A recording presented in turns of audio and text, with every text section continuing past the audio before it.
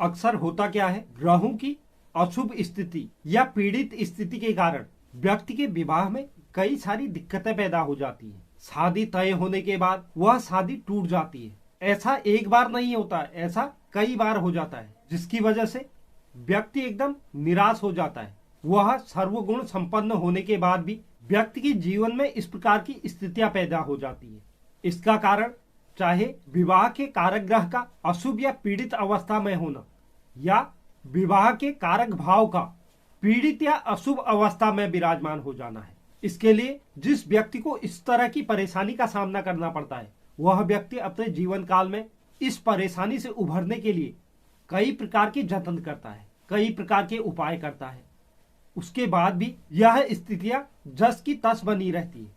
तो क्या ऐसा कोई उपाय नहीं जिससे इस प्रकार के किसी भी परेशानी का व्यक्ति को सामना न करना पड़े?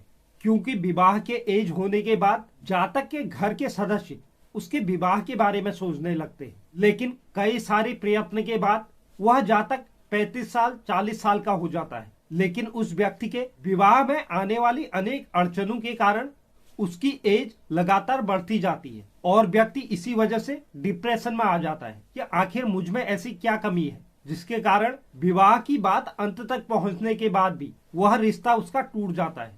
तो आज की वीडियो में मैं आपको 5 दिन का एक ऐसा कार्य बताने जा रहा हूं, जिसे अगर कोई भी व्यक्ति करता है जिसे इस प्रकार की परेशानी का सामना करना पड़ रहा है, तो उस व्यक्ति के जीवन से विवाह में आने वाली दिक्कतें या परेशानियां जो भी है वह जीवन में कभी नहीं आती। आपकी एज चाहे 35 साल हो गई हो या 40 साल हो गई हो और आपकी शादी नहीं हुई और आप विवाह करने के इच्छुक हैं, तो आप एक बार यह कार्य जरूर करें जो आज मैं इस वीडियो में आपको बताने जा रहा हूं। लेकिन आपको इस वीडियो की एक एक बातों को ध्यान देना होगा और उसी तरह से यह कार्य करना होगा। आप अगर इस वीडियो का एक भी पॉइंट मिस कर देते हैं तो आपको वो परिणाम नहीं मिल पाएंगे जिसके लिए आप इस वीडियो को देखने आए हैं। तो आपको अंत तक इस वीडियो में बना रहना है और जिस प्रकार मैं हर एक बात को आपको बता रहा हूं उसी अनुसार आपको यह कार्य करना है। यह जानकारी देने से पहले जो भी दर्शक चैनल पर नए हैं, चैनल को आप जरूर सब्सक्राइब कर दीजिए और बेल नोटिफिकेशन भी ऑन कर लीजिए, जिससे चैनल पर अपलोड होने वाली हर एक वीडियो का नोटिफिकेशन आपके पास सबसे पहले पहुंचे। और आप वीडियो को लाइक भी जरूर कीजिए, क्योंकि मैं आपके लिए इस तरह के कंटेंट हर समय लाता रहता हूं। सर्वप्रथम हम बात करते हैं, अगर किसी लड़के के विवाह में किसी भी प्रकार की कोई परेशानी आ रही है तो उस व्यक्ति को क्या करना चाहिए। इसके बाद हम लड़कियों के विवाह के बारे में भी चर्चा करेंगे। तो सर्वप्रथम हम बात कर लेते हैं लड़कों के विवाह में आने वाली दिक्कतों को दूर करने का एक अचूक उपाय। इसके लिए आपको करना होगा, हर महीने में 2 एकादशियां आती है, एक शुक्ल पक्ष की एकादशी, एक कृष्ण पक्ष की एकादशी। तो आपको शुक्ल पक्ष की एकादशी का चयन करना है, यानी पूर्णमासी से 5 दिन पूर्व, जैसे एकादशी, द्वादशी, त्रयोदशी, चतुर्दशी और पूर्णमासी। तो ये 5 दिन हो जाते हैं। यह 5 दिन ही वह उपाय करना है। आपको एकादशी के दिन नित्य कर्म से निवृत्त होने के बाद स्वच्छ साफ वस्त्र पहनकर हनुमान मंदिर में जाकर भगवान हनुमान को गुड़ और चने का भोग लगाना है और भगवान हनुमान के समक्ष घी का दीपक भी प्रज्वलित करें। इसके बाद आपको हर रोज 3 बार बजरंग बाण का पाठ करना है भगवान हनुमान के समक्ष। हर बजरंग बाण के पाठ के बाद आपको अपनी मनोकामना का ध्यान करना है, उसका स्मरण करना है। और जब लास्ट आपका तीसरा वाला बजरंग बाण पूरा हो जाता है, उसके बाद आपको 3 बार अपनी मनोकामना को भगवान हनुमान के समक्ष रखना है। अगर आप 5 दिनों में, यानी एकादशी, द्वादशी, त्रयोदशी, चतुर्दशी और पूर्णमासी तक, एकादशी से पूर्णमासी तक रोज 3 बार बजरंग बाण का पाठ करते हैं और अपनी मनोकामना को भगवान हनुमान के समक्ष रखते हैं, तो आपके जीवन में आने वाली विवाह से संबंधित किसी भी प्रकार की परेशानी दूर हो जाएगी। जिस भी व्यक्ति के जीवन में इस प्रकार की परेशानी है उसे एक बार यह पाठ जरूर करना चाहिए इसी तरह से, क्योंकि यह उपाय मैं आपको ऐसे ही नहीं बता रहा हूं। इसका उपयोग मैंने बहुत से लोगों पर किया और उसके 100% परिणाम मुझे देखने को मिले।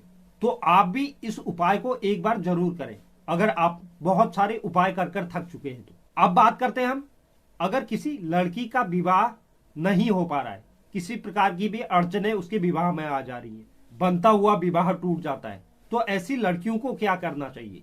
जिस भी लड़की के विवाह में इस प्रकार की परेशानियां उत्पन्न हो रही हैं, तो उस लड़की को 10वीं के दिन केले के पेड़ से एक जड़ निकाल लेनी है और एकादशी की सुबह नित्य कर्म से निवृत्त होने के बाद स्वच्छ वस्त्र धारण कर उस जड़ को गंगा जल से धो लेना है और अपने पूजा स्थल पर जाकर उस जड़ के साथ एक पीला कपड़े का टुकड़ा भी ले लेना है।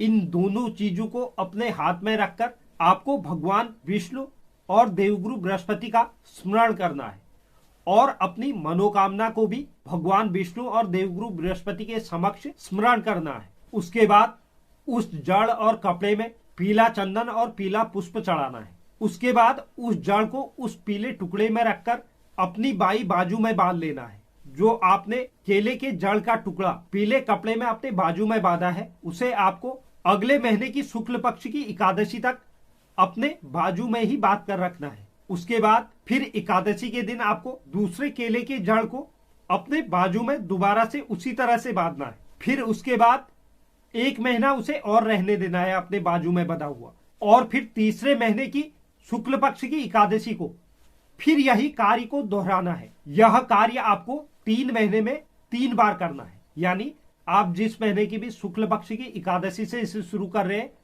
तो इसी तरह आपको हर महीने की शुक्ल पक्ष की एकादशी को 3 महीने तक यह कार्य करना है।